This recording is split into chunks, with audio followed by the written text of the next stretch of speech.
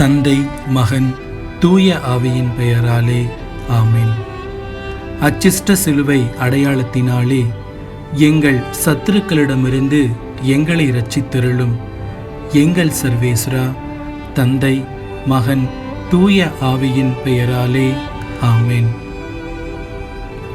தந்தைக்கும் மகனுக்கும் தூய ஆவியாருக்கும் மாட்சி உண்டாகுக. தொடக்கத்தில் இருந்தது போல இப்பொழுதும் எப்பொழுதும் என்றென்றும் இருப்பதாக ஆமென். வாழிய மூவொரு இறைவா.